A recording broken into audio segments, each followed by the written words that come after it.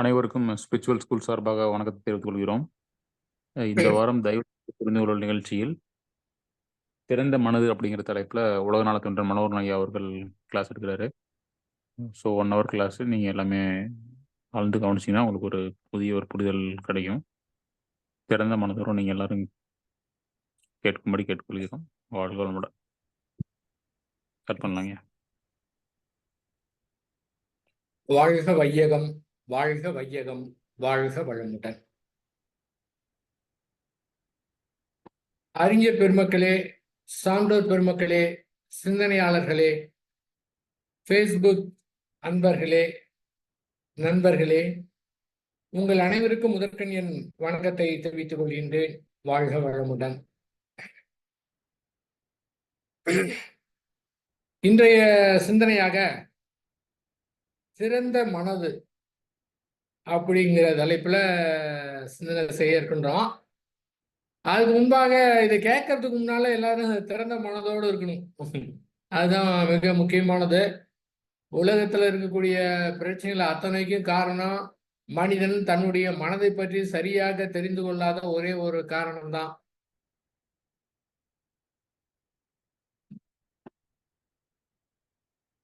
அதை சரியாக தெரிந்து கொண்டு விட்டோம் என்றால் பிரச்சனையே கிடையாது. மனித குலம் அத்தனையும் அதுக்குதான் முயற்சி செய்து கொண்டிருக்கிறார்கள்.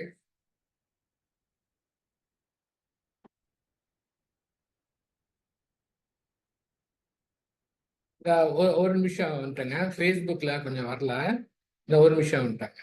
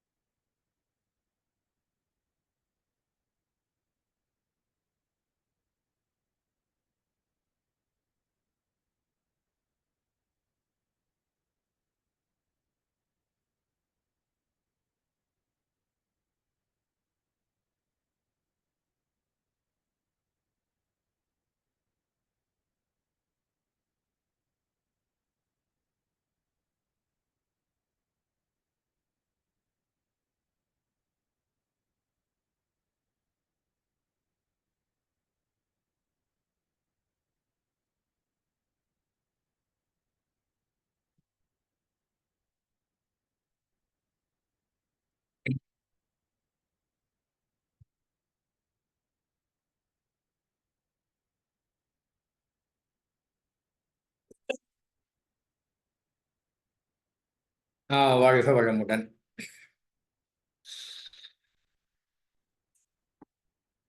அதாவது இந்த ஸ்பிரிச்சுவல் ஸ்கூல் டிவியோட நோக்கம் எல்லோரிடத்திலும் இருக்கக்கூடிய இயல்பாக இருக்கக்கூடிய அந்த முக்தியை, விடுதலையை புரிய வைக்க வேண்டும். அவ்வளவுதான். இது குறைவாகத்தான் புரிந்து கொள்வார்கள். ஏனென்றால் மக்களுடைய மனநிலை அப்படி இருக்கின்றது. ரொம்ப பேருக்கு திறந்த மனது இல்லாத காரணத்தினால அதை புரிந்து கொள்ள முடியாது. திறந்த மனது இல்லாத காரணத்தினால்தான் அனைவருக்குமே பிரச்சனையாக உள்ளது. அதாவது நாம் ஏற்கனவே பல்வேறு கருத்துகளோடு நம்முடைய மனதில் இருப்போம். அதன் காரணமாக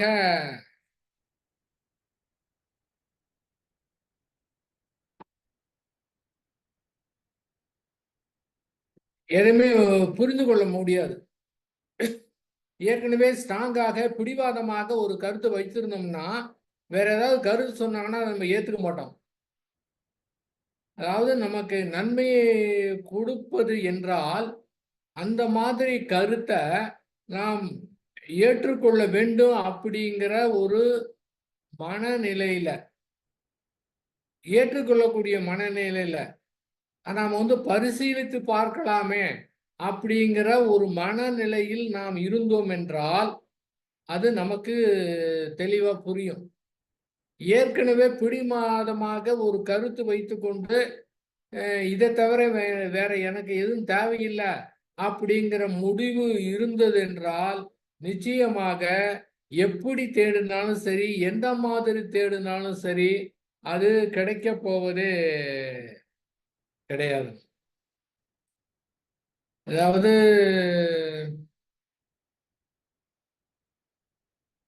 உலகத்துல பாத்தீங்கன்னா அந்தந்த காலகட்டத்துல அந்தந்த நாட்டுக்கு தகுந்த மாதிரி, அந்தந்த மக்களுக்கு தகுந்த மாதிரி இயற்கை ஞானிகளை அனுப்பி வைத்து அவ்வப்போது அந்த சூழ்நிலைக்கு ஏற்ற மாதிரி அங்க மக்கள் எப்படி இருக்கிறாங்களோ அதுக்கு தகுந்த மாதிரி இயற்கை அவர்கள் மூலம் கொடுத்தது. இப்ப புத்தர் இருந்தாருன்னா புத்தர் பெண்களுக்கு தியானமே கற்றுக் கொடுக்கவில்லை. ஸ்ரீ வேதாத்திரி மகரிஷி பெண்களுக்கு எல்லாம் கற்றுக் கொடுத்தாரு. அதுக்காக புத்தர் சொன்னது அப்படியே ஏத்துக்குன்னா ஆக புத்தர் பெண்களுக்கே கற்றுக் கொடுக்கவில்லை, ஆகவே கற்றுக் கொடுக்க கூடாது அப்படின்னு முடிவு பண்ணக்கூடாது. மகரிஷி அந்த மாதிரி முடிவு பண்ணல.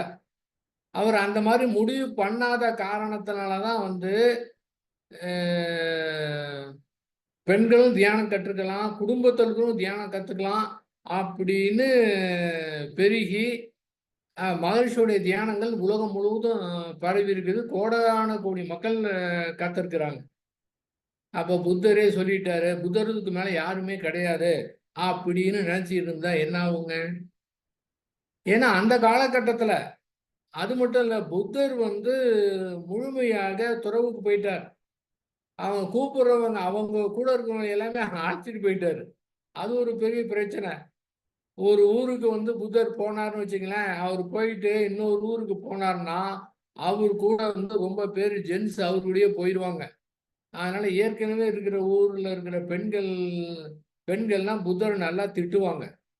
ஏன்னா அவர் காரணமாக எத்தனையோ பேர் கணவனை, தங்களுடைய மகனை, தங்களுடைய அப்பாவை இழந்தவங்க எவ்வளவு பேர் இருக்கிறாங்க.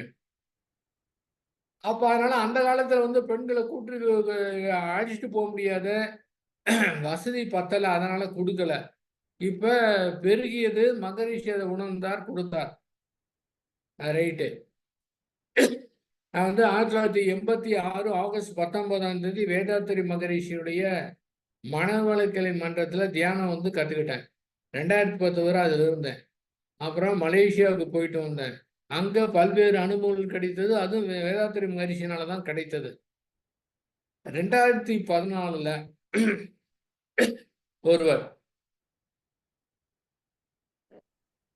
என்கிட்ட வீட்டுக்கே சொன்னாரு, இந்த மாதிரி 2014 இல்லைன்னா 15 நினைக்கிறேங்க.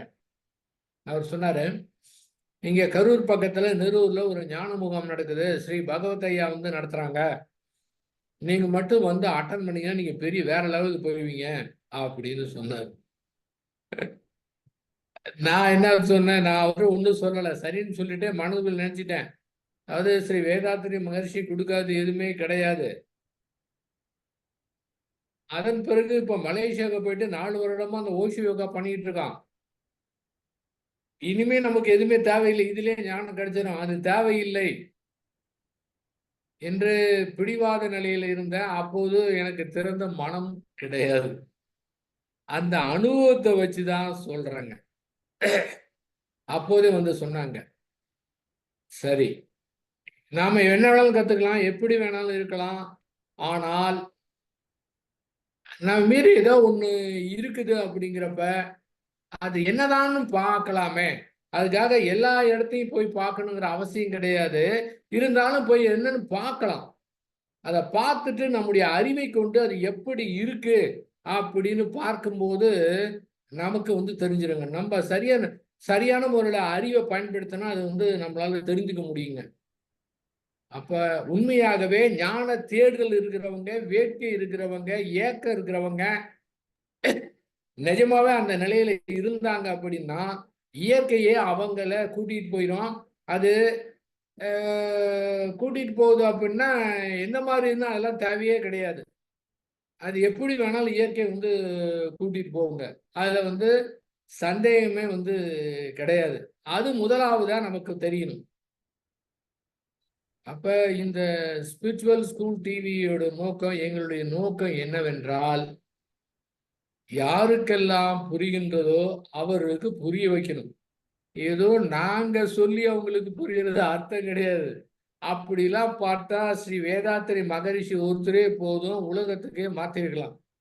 ரமானுஜ மகரிஷி போதும், இப்ப கூட ஸ்ரீ பகவத் ஐயா கூட போதும், உலகத்துக்கே மாற்றம் ஏற்படுத்திடலாம். ஆனால் அவர்கள் புரிந்து கொள்ள வேண்டும். அவர்கள் ஒரு திறந்த மனதோடு இருக்க வேண்டும். அப்போது மட்டுமே அவர்களுக்கு புரியுங்க. ஏன்னா மிக எளிமையானது, இல்லை, டவுட்டே கிடையாது. இதுல சந்தேகமே கிடையாது. மிக மிக எளிமையானது என்னவென்றால், நம்முடைய மன உணர்வுகளை எடுத்து எதுவுமே செய்ய தேவையில்லை. அது தானாகவே சரியாகிவிடும். அங்கே நாம் செய்வதற்கு ஒன்றுமே இல்லை என்று புரிந்து கொண்டாலே போதுமானது. இவ்வளவுதாங்க. என்ன ஈஸி தெரியுங்களா? எவ்வளவு ஈஸி தெரியுங்களா? இது தெரியவில்லை என்றால் இப்ப இது எப்படி தெரிஞ்சுக்கிறது?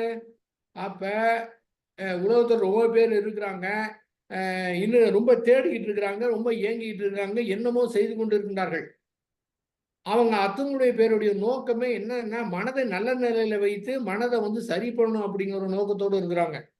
அந்த நோக்கத்தோடு முயற்சி செய்தால் நிச்சயமாக மனதையும் சரி செய்ய முடியாது, ஞானம் என்பதும் கிடைக்கவே கிடைக்காது. இப்ப மட்டும் இல்ல, இந்த பிறவி மட்டும் கிடையாது, எத்தனை பிறவி எடுத்தாலும் சரி, நிச்சயமாக அந்த ஞான நிலையை அடைய முடியாது. ஞான நிலையை அடைய முடியாதுன்னா என்ன காரணம் என்றால், ஞானம் என்பது கூட நம்முடைய முயற்சி எடுத்து கொஞ்சமாவது மனதின் மூலமாக அறிவை கொண்டு புரிந்து கொள்வது. இதாவது கொஞ்சம் முயற்சி வேணும். அதோட நம்முடைய வேலை முடிந்து விட்டது. அந்த ஞானத்தின் காரணமாக, அந்த ஞானத்தினுடைய விளைவின் காரணமாக அந்த முக்தி, விடுதலை என்பது தானாக நிகழ்வது. நம்ம கிட்ட எந்த விதமான முயற்சியுமே கிடையாது. என்ன காரணம் என்றால், அந்த விடுதலையும் முக்தியும் நம்மிடத்திலே இயல்பாக இருக்கின்றது. அதற்காக நாம் எதுவுமே செய்ய தேவையில்லை. அதற்காக என்ன முயற்சி செய்கின்றோமோ அந்த முயற்சியே தடையை ஏற்படுத்திவிடும். இதுதான் மிக முக்கியமானது. இதை புரிந்து கொள்ள வேண்டும். எவ்வளவு வேணாலும் கத்திருக்கலாம், என்ன வேணாலும் கத்திருக்கலாம், எப்படி வேணாலும் இருக்கலாம். நீங்க பரவசங்கள் இருக்கலாம், உங்களுக்கு தோணலாம், நமக்கு தோணலாம். இந்த மாதிரி ஒரு அற்புதமான தியானத்துடைய அனுபவம், அற்புதமான ஒரு பரவச நிலை வேறு யாருக்கும் கிடைச்சிருக்காது, எனக்கு கிடைத்திருக்கின்றது அப்படின்னு அறிவை கொண்டு முடிவு எடுத்து விட்டீர்கள் என்றால் திரும்ப திரும்ப அதேதான் போய் கொண்டிருக்கோம். விடுதலை, முக்தி, ஞானம் என்பது கிடைக்காது. எந்த மாதிரி இருந்தாலும் சரி, எந்த மாதிரி அனுபவமா இருந்தாலும் சரி, எப்படி இருந்தாலுமே சரி, அது அத்துணையுமே அனுபவங்கள், அது அத்தனையுமே மறையக்கூடியது. ஸ்ரீ பகவத் ஐயாவும் முயற்சி பண்ணாங்க. எப்படி முயற்சி பண்ணாங்கன்னா, இந்த பரவச நிலையில இருந்துதான் ஞானம் அப்படின்னு அவங்க மனதுக்குள்ளார ஒரு முடிவு எடுத்துட்டாங்க. எல்லோருமே அதைத்தான் சொல்லி வைத்திருக்கின்றார்கள். அத்தனை ஞானிகளும் அதை சொல்லியிருக்கிறாங்க. எல்லோரும் அதுதான் சொல்லியிருக்கிறாங்க. ஸ்ரீ பகவத் ஐயாவும் தன்னுடைய 18வது வயதுல ஆரம்பித்தார். அவருடைய 48வது வயதிலே அவருக்கு பரவச நிலை கிடைத்தது. பரவச நிலைன்னா நீங்க ஒரு நிமிடம் இருந்தாலுமே மிக அற்புதமா இருக்கும். அவருக்கு நீடித்தது, மாதக்கணக்கா நீடித்தது. கிட்டத்தட்ட 1 வருடம் பரவச நிலையில இருந்தது. நீங்க நம்முடைய அறிவை கொண்டு கொஞ்சம் கற்பனை செய்து பாருங்க. 1 வருடமாக பரவச நிலையிலே இருந்தால் எந்த மாதிரி இருக்கும் பாருங்க. ஆனா அந்த பரவசம் ஏற்பட்டது பிறகுதான் இவருக்கு தெரிந்தது. ஏனென்றால் நம்முடைய உடல் அமைப்பு எப்படி இருக்கின்றது என்றால், ஒரே இதே திரும்ப திரும்ப அனுபவிக்கும் போது அதுக்கு சலிப்பு ஏற்பட்டுவிடும். புது புதிதாக அதுக்கு வேணும் அந்த உடல், அந்த உணர்வு. அதன் காரணம் 1 வருடங்கும் போது என்ன ஆகுது, அதை உடலால் ஏற்றுக்கொள்ள முடியல, அங்க தொந்தரவு வர ஆரம்பிச்சிருச்சு. அப்பதான் அவர் செக் பண்ணாரு, டாக்டர்லாம் போய் பார்த்தாரு, ஒன்றும் பிரச்சனை கிடையாது. சில ஹீலர்லாம் போய் பார்த்தாரு, உங்களுக்கு ரொம்ப அபரிதமான எனர்ஜி இருக்குதுன்னு சொன்னாங்க. அது அவங்களுக்கு சொல்லவே தேவையில்ல, இவருக்கே தெரியுது. இவரு எத்தனை 40 வருடமாக முயன்று பெற்ற அந்த இது. ஏன்னா அவருடைய பாடியிலே ஒரு சிஸ்டம் ஆயிடுச்சு. இவரு முயற்சியே செய்யல, கொஞ்சமா நினைத்தாவே அந்த பரவச நிலை கிடைச்சிரும். அந்த பரவச நிலையை அதை விடுவதற்கே அவருக்கு ரொம்ப நாளாச்சு. இந்த ஒண்ணுமே பண்ண வேணாம்னு சொல்றாரு பாத்தீங்களா, அதுக்கு எப்படி வந்ததுன்னா அந்த அனுபவத்தின் காரணமா கிடைச்சது. ஏன்னா அவர் ஒண்ணுமே பண்ண தேவையில்லை. அந்த பரவச நிலைக்கு அப்போ கொஞ்சம் கொஞ்சமா தான் போச்சு. ஏன்னா கொஞ்சம் லேசா நினைச்சாலும் போதும். ஏன்னா அந்த அந்த நினைவு என்பது, அந்த நிலை என்பது நினைத்த மாத்திரத்தில் உடல் முழுவதும் வரக்கூடியது. அப்ப நினைக்கும் போது அது வந்துருது. அதனால அவருக்கு அதிகமாக கிடைச்சிருச்சு. அப்ப எதுவுமே ஒண்ணுமே பண்ணாம இருக்குது. என்ன பண்ணணும்? ஒண்ணுமே பண்ண தேவையில்ல, அப்படியே இருந்தார். இது உலகத்துக்கு கிடைத்த காரணம் என்ன தெரியுங்களா? அவர் அதுக்கு பிறகு 10 வருடம் 1996ல இருந்து 2006 வரை அப்படியே இருக்கிறாருங்க. அப்படியே இருக்காரு. என்ன செய்யணும்னு தெரியல. எல்லாமே செஞ்சு பார்த்தாச்சு. என்ன பண்றதுன்னு அவருக்கு தெரியல. 2006ல தான் அவருக்கு தெளிவு கிடைக்குது. இதுவரை ஒரு பரவச நிலையில இருந்த காரணத்தினால அந்த என்ன மாதிரி நடைமுறையில பிரச்சனை ஏற்பட்டதுன்னா அது ஒரு ஒரு காப்பு மாதிரி அவருக்கு இருக்கு. மனதை பாதிக்கவே பாதிக்காது. ஏன்னா இந்த தண்ணி போட்ட ஆளுங்களுக்கு எந்த கவலையுமே இருக்காது. எதுக்கு தண்ணி போடுறாங்க? கவலையமா இருக்குதான் தண்ணியை போடுறாங்க. அப்ப தண்ணி போட்ட ஒரு மணி நேரம் எதுவுமே இருக்காது அவங்களுக்கு. அத போதை தெரிஞ்சதுக்கு பிறகுதான் திரும்ப அது இன்னும் ரொம்ப படு வேகத்தோட அது வரும். அந்த மாதிரி ஒரு பரவச நிலைக்கிறதுனால இவருக்கு எதுவுமே தெரியல. 2 ஒண்ணுதான். அந்த தண்ணி போடுறது ஒண்ணுதான், இந்த பரவச நிலை இருக்கிறது ஒண்ணுதான்னு வச்சுக்கோங்களேன். அப்ப என்ன ஆச்சு? இவருக்கு ஒண்ணும் தெரியல. ஆனால் அந்த பரவச நிலையை விட்டதுக்கு பிறகு என்ன ஆச்சு அப்படின்னு பார்த்தோம்னா, சாதாரணமான விஷயம் கூட அவருக்கு ரொம்ப தொந்தரவு கொடுக்க ஆரம்பிச்சிருச்சு. என்ன இந்த மாதிரி துயரமா ஏற்படுது அப்படின்னு பார்த்தாரு. அந்த துயரத்தை செல்வதற்கு அவர் அனுமதி கொடுத்தார். இப்போது அது ஓடிவிட்டது. இப்போது அவர் அதை கண்டுபிடிச்சாருங்க. இவ்வளவுதான். அப்பதான் தெரியுது, ஆடா ஒரு 40 வருடமா தேடி இப்போது இது ஒண்ணுமே செய்யாம கிடைக்குது அப்படின்னு அவர் உடனே ஞானம் கிடைச்சிச்சுன்னு அவர் ஆனந்த கூத்தாடல, ஆச்சரியப்படல. இப்படிதான் தோணுச்சே, ஓ இதுக்கு போயா இவ்வளவு நாள் கஷ்டப்பட்டோம். நீங்க நல்லா எடுத்து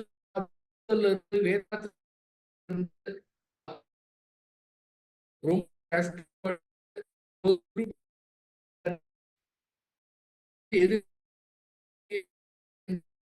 ஒரு நேரத்துல தான் அவருக்கு அந்த விடுதலை என்பது கிடைத்தது.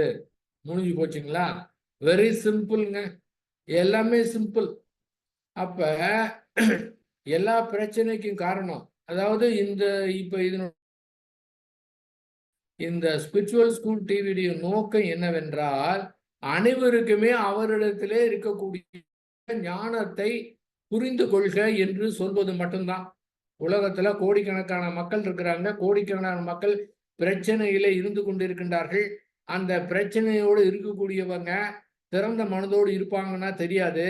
ஏனென்றால் பேசிக் நீடே இல்லாதவங்க, அதை கஷ்டப்பட்டுக்கிட்டு இருக்கிறவங்க அடுத்த ஸ்டேஜுக்கு முயற்சியே பண்ண மாட்டாங்க, எதுவுமே செய்ய மாட்டாங்க. அவங்களுடைய பிரச்சனை மட்டும் தீர்ந்தா போதும் அப்படின்னு மட்டும்தான் நினைப்பாங்க. இதுல ஏக்கத்தோடு தாகத்தோடு இருக்கிறவங்க, ஞான அடையன்னு இருக்கவங்க ரொம்ப பேர் இருப்பாங்க. ஆனால் இங்க என்ன ஒரு பிரச்சனைனா, அந்த மாதிரி இருக்கிறவங்க பெரிய அறிவு படைத்தவர்கள், பெரிய அனுபவம் படைத்தவர்கள் அத்துணை பேருமே அந்த ஞானத்திற்காக முயற்சி செய்து கொண்டிருக்கின்றார்கள். அவர்களிடத்திலே இதை நாம் கூறினோம் என்றால் அவர்களுக்கு திறந்த மனது கிடையாத காரணத்தினாலே அவர்கள் யாரும் அதை ஏற்றுக்கொள்ள ஏற்றுக்கொள்வதில்லை, ஏற்றுக்கொள்ள முயற்சி செய்வது கிடையாது. நானும் அப்படிதான் இருந்தேன் 2014. சரிங்களா? இப்ப இதனுடைய நோக்கம், யாரெல்லாம் அந்த திறந்த மனதோடு இருக்கிறாங்களோ, திறந்த மனதுக்கு யாருக்கு இல்லையோ, அவர்கள் எப்போது திறந்த மனதாக மாற்றி விடுகிறார்களோ அப்போதே அவர்களுக்கு கிடைத்துவிடும். சாதாரண மனிதர்களுக்கு கிடைத்து விட்டது என்றால் அவங்க அவங்களுக்கு லைஃப் முழுவதும் வாழ்க்கையில் ஏற்படக்கூடிய பிரச்சனையிலிருந்து அவங்க வெளியில வந்துடலாம். அது மட்டும்தான் ரைட்டு, அவங்க இருக்கலாம். ஆனால் யார் ஒருவர் ஞான தேடுதல்ல, ஞான தாகத்துல மாபெரும் வீட்டு இயக்கத்தோடு இருக்கின்றார்களோ அவர்களுக்கு மட்டும் இது புரிந்து விட்டது என்றால் அந்த ஒரே ஒரு நபரின் காரணமாக ஆயிரக்கணக்கான மக்களுக்கு நன்மை கிடைக்கும். இப்ப நம்ம நோக்கம் எல்லாமே அந்த ஒரே ஒரு நபருக்கு தான். ஏனென்றால் அந்த ஒரு நபர் மூலமாக ஆயிரக்கணக்கான மக்கள் தெளிவு கிடைக்கும் எதிர்காலத்துல. அந்த ஒரே ஒரு நபரை தான் நாங்க தேடிக்கிட்டு இருக்கிறோம். அதனால ரொம்ப பேர் இதுக்கு வருவாங்களான்னா வரமாட்டாங்க. அதை பற்றி நமக்கு கவலையே கிடையாது. நம்ம நோக்கம் என்னவென்றால் தனி மனிதன் அது மாதிரி புரிஞ்சுக்கணும். அந்த தனி மனிதனை கூட அந்த ஏக்கத்தோடு தாகத்தோடு எல்லோரும் நல்லா இருக்குங்கிற எண்ணத்தோடு, எல்லோரும் ஞானம் பெற வேண்டுங்கிற எண்ணத்தோடு யார் இருக்கின்றார்களோ அவர்களுக்கு இது கொண்டு போய் சேர்க்கணும். அதுதான் நம்ம நோக்கம். அது போய் சேர்ந்தாலும் சரி, சேராவிட்டாலும் சரி, தொடர்ந்து நம்முடைய கடமையை எதையும் எதிர்பார்க்காம செய்து கொண்டே இருக்க வேண்டாம். இன்னொரு 10 வருடம் கழித்து யாரோ யூடியூப்ல பார்த்தா கூட அது அவங்களுக்கு புரிந்துவிடும். அதனால திறந்த மனம் வேண்டும். திறந்த மனம் என்றால் ஏற்கனவே வைத்திருக்கிற கருத்துக்களுடைய அடிப்படையை வைத்துக்கொண்டு வேற எதுவுமே எனக்கு தேவையில்லை, எல்லாமே எனக்கு தெரியும் அப்படின்னு பிடிவாத குணத்தை விட்டால் போதுமானது. அந்த பிடிவாத குணத்துல கூட கொஞ்சோண்டு பிடிய விட்டா கூட போதுமானது. ரொம்ப முழுமையா கூட விடணுங்கிறது இல்ல. அந்த லேசாக பிடிய தளர விட்டால் போதுமானது. அந்த மனதுல மாபெரும் ஒரு மாற்றம் ஏற்படும். ஒரு மேஜிக் மாதிரி நடக்குங்க. எவ்வளவு ஈஸி தெரியுங்களா? மனதுடைய உணர்வுகளை நான் எதிர்த்து போராட மாட்டேன், அது முடியவும் முடியாது அப்படின்னு அறிவை கொண்டு மிக சாதாரணமான புரிதல் வந்தா போதும். பெரிய ஒரு விஷயமும் கிடையாது. ஒரு ஊருக்கு நாம போகணும். ஒரு ஊருக்கு போகணும்னா பல பேர்கிட்ட விசாரிக்கிறோம், எப்படி போகணும் அப்படின்னு நாம விசாரிக்கிறோம். விசாரிச்சாச்சு. இது கருத்து பூர்வமான ஒரு புரிதல். அடுத்து அந்த ஊருக்கு போகணும்னா பஸ்ல போகணுமா, ட்ரெயின்ல போகணுமா, கார்ல போகணுமா, எப்படி போகணும் அப்படின்னு அதையும் தீர்மானம் செய்து வழியை கண்டுபிடித்து அந்த ஊருக்கு போயிடுறோம். அந்த ஊருக்கு எப்படி போகணும்னு விசாரித்து புரிந்து கொண்டது கருத்து பூர்வமான புரிதல். செயல்பூர்வமானது என்பது அதை நோக்கி போயிட்டு அந்த இடத்தை அடைஞ்சாச்சு. இது செயல்பூர்வமான ஒரு அனுபவம். அதே போல ஒரு தியானம் ஒருத்தர் பண்றாரு. தியானம் பண்ணும்போது ஒரு நல்ல நிலைன்னா உட்கார்ந்த நிலைந்து ஒரு 5 அடி தூரம் அப்படியே உடம்பு லேசாகி மேல போகணும் அப்படின்னு யாரோ சொன்னாங்க. அது கடுமையா முயற்சி பண்றாரு. இதையும் கருத்து பூர்வம் புரிஞ்சுக்கிறாரு. திரும்ப ஒரு முயற்சி பண்றாரு. 4-5 வருடம் முயற்சி பண்ணி அதுக்கப்புறம் அந்த தன்மை கிடைத்து அப்படி லேசா மேல அப்படி உடம்போட மேல போறாரு. அவ்வளவு லேசாயிருச்சு. இந்த இடத்துல என்னவென்றால் அந்த கருத்து பூர்வமான புரிதலும் வேண்டும். அந்த செயலை செய்வதற்கு உண்டான செயலும் செய்ய வேண்டும். ஆனால் இந்த ஞானத்தை பொறுத்த வரையில் அந்த கருத்து பூர்வமான புரிதல் மட்டுமே போதுமானது. வேறு எதுவும் செய்ய தேவையில்லை. வேறு எந்த விதமான முயற்சியும் பயிற்சியும் செய்ய தேவையே இல்லை. அந்த கருத்து பூர்வமான புரிந்து கொண்டாலே போதுமானது. கருத்து பூர்வமான புரிதல் என்னவென்றால் மன உணர்வுகளை எதிர்த்து நம்மால் எதுவுமே செய்ய முடியாது. இயற்கை அந்த மன உணர்வுகளை சீரமைக்கக்கூடிய தன்மை தன்னகத்தை வைத்திருக்கின்றது. ஆகவே இயற்கை எதிர்த்து செய்ய முடியாது. மனதில் என்னென்னலாம் உணர்வு ஏற்படுகின்றதோ அதை அப்படியே நாம் ஏற்றுக்கொள்ள வேண்டும். அதை மாற்றுவதற்கு முயற்சி செய்யவே கூடாது. நம்ம என்ன நினைச்சுக்கிட்டோம், நமக்கு கோபமோ இல்ல வேற ஏதாவது ஒரு ஒரு கெட்ட எண்ணங்களோ தீய எண்ணங்களோ ஏற்பட்டது என்றால் அது ஏற்படக்கூடாது என்று முயற்சி செய்கின்றோம். அது ஏற்படாம இருக்கிறது தான் நற்பண்பு என்று நாம முடிவு செய்து அதை சரிப்படுத்துறதா நல்லது என்று நினைத்து கொண்டிருக்கின்றோம். ஆனால் உண்மை நிலவரம் என்னவென்றால் அது நம்மிடத்திலே இயல்பாக இருக்கின்றது. இயல்பா இருக்கிறத நீங்க எதுவுமே பண்ண முடியாது, மாத்த முடியாது. அப்ப இயல்பை ஏத்துக்கணும். ஏங்க, நம்ம இடத்துல கோபம் வருது, தீய குணங்கள்லாம் இருக்குது, அந்த இயல்பை ஏத்துக்க சொல்றீங்களா? அதை மாத்த வேணாமன்னா மாத்த தேவையில்லை. ஏனென்றால் நம்முடைய இயல்பை எடுத்து போராட முடியாது. அந்த இயல்பை நாம் ஏற்றுக்கொண்டோம் என்றால் நம்மை நாமே அப்படியே எந்த மாதிரி இருந்தாலும் சரி, நிறையோடு குறையோடு இருந்தாலும் சரி, அந்த நிறை குறைகளோடு நம்மை நாமே ஏற்றுக்கொண்டோம் என்றால் அந்த இடத்திலே ஒரு மாற்றம் நடைபெறுகின்றது. அந்த மாற்றத்தின் காரணமாக அது என்ன மாதிரி இருந்தாலும் சரி, அது சரி செய்யக்கூடிய தன்மை இயற்கையா இருக்கின்றது. குறிப்பிட்ட காலகட்டத்துல அது எல்லாமே ஓடி போயிடும். நாம என்ன நினைக்கிறவங்களோ, இதுவரை எந்த பெரியவங்க எந்த மகான்கள் எந்த ஞானிகள் சொன்னார்களோ அந்த நிலையை நாம அப்படியே அடைஞ்சிடலாம். ஆனால் இதை அடையணுங்கிற முயற்சியோட அதை செய்தீங்கன்னா அது நடக்காது. அங்க செய்யறதுக்கு வேலை எதுவுமே கிடையாது, ஒண்ணுமே கிடையாது அப்படின்னு புரிந்துக்கணுங்க. ஏன்னா நம்முடைய இயல்புங்க, அந்த இயல்பை மாற்ற முடியாதுங்க. ஆனால் ஆறு போல ஓட விட்டு விட்டோம் என்றால் குறிப்பிட்ட காலகட்டத்திலே அந்த இயல்புல கூட மாற்றம் நடக்கும். நாம என்ன மாதிரி, அதாவது அந்த நற்பண்பு என்றால் என்ன அப்படிங்கிறத நம்ம பார்க்கும்போது அந்த நற்பண்பு நம்மிடத்திலே இயல்பாக வந்துடும். இவ்வளவுதான் விஷயம். இதை புரிஞ்சுக்கிறதுக்கு ஒண்ணுமே கிடையாது. 10வது படிக்கக்கூடிய பையன் கூட இதை புரிஞ்சுக்குவான். என்னவென்றால் மனதிலே நமக்கு செய்ய வேண்டிய வேலை எதுவுமே கிடையாது. இதுல புரிஞ்சுக்கிறதுக்கு ஒண்ணுமே கிடையாது. ஆனா கேக்குறாங்க. அந்த கேட்கிற கேள்வியெல்லாம் இப்ப நான் சொல்றேன். நீங்க உங்க மனதுக்குள்ள கேட்டு பாருங்க. ஒருத்தர் என்கிட்ட கேட்டாங்க, மனதுக்குள்ள ஒண்ணுமே செய்ய வேணாம்னு சொல்றீங்களே, நான் என்ன செஞ்சுக்கிட்டு இருக்கேன், ஏன் ஒண்ணும் பண்ண வேணாம்னு சொல்றீங்க அப்படின்னு கேக்குறாங்க. இதற்கு என்ன பதில் சொல்லலாம் நீங்க திங்க் பண்ணி பாருங்க. மனதுல ஒண்ணுமே பண்ண வேணாம்னு சொல்றீங்க, நான் என்ன பண்ணிட்டு இருக்கேன், ஒண்ணும் பண்ண வேணாம்னு சொல்றீங்க. நாம சொல்ல வேண்டிய கருத்து என்னென்றால், மனதிலே செய்வதற்கு ஒன்றுமே கிடையாது. நம்முடைய அறிவை கொண்டு அங்க சரி செய்ய தேவை கிடையாது. இந்த அறிவு மனதை சரி செய்ய வேலையில் ஈடுபடக்கூடாது. உலகத்துல இருக்க ரொம்ப பேரு அதுவே தான் அந்த மனதை சரி செய்யறேன்னு தான் முயற்சி செய்து தன்னுடைய எனர்ஜி எல்லாம் இழந்துட்டு வெளியில வேலை பார்க்கறதுக்கு எனர்ஜி இல்லாம சோர்ந்து போய் கிடக்குறாங்க. இதன் காரணமாக அது பதிந்து பிரதிபலித்து திரும்ப பிரதிபலித்து இவங்களே வாலண்டியரா எடுத்து வச்சு ஏன் இப்படி இருக்கு, ஏன் இந்த மாதிரி இருக்கு, ஏன் கஷ்டமா இருக்கு அப்படின்னு திரும்ப திரும்ப நினைத்து பார்த்து இன்னும் கஷ்டத்துல மாட்டிக்கிறாங்க. ரொம்ப ஆழ்ந்து பதிவாயிருக்கு. அது போகவே முடியல. ஏன் போக மாட்டேங்குது? இது அதனுடைய ஆயுள் கூட அரை வினாடி தாங்க.